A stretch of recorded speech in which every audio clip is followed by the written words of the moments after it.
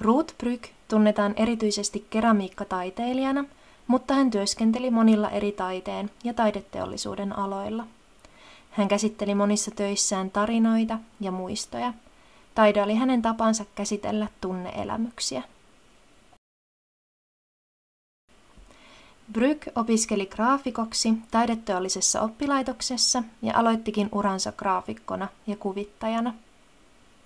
Hän tutustui opiskeluaikoina myös tekstiilien suunnitteluun, kun vuonna 1942 eri suunnittelijoita pyydettiin suunnittelemaan Suomen käsityön ystäville uusia kirjontamalleja. Yksi näistä suunnittelijoista oli Brügg. Hän suunnitteli SKY:lle ryijy-, pöytäliina- ja tyynymalleja.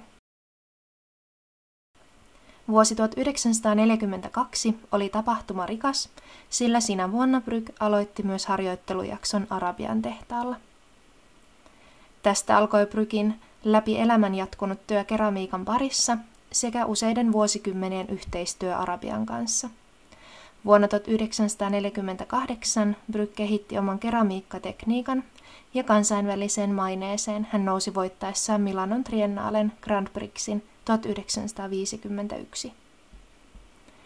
Palkittuihin töihin kuului asetelmia, kuten Kannu ja kalat, kirkkoaiheita, kuten Pyhä ehtoollinen, sekä nuoren äidin kokemuksiin liittyvä äiti- ja lapsiteos.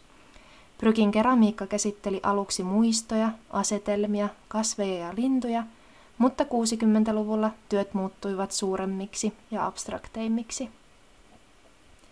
Ruth Brügg oli juhlittu ja palkittu taiteilija, ja hänen töitään löytyy monista tunnetuista kohteista, kuten tasavallan presidentin virka-asunnolta ja Helsingin kaupungin talolta.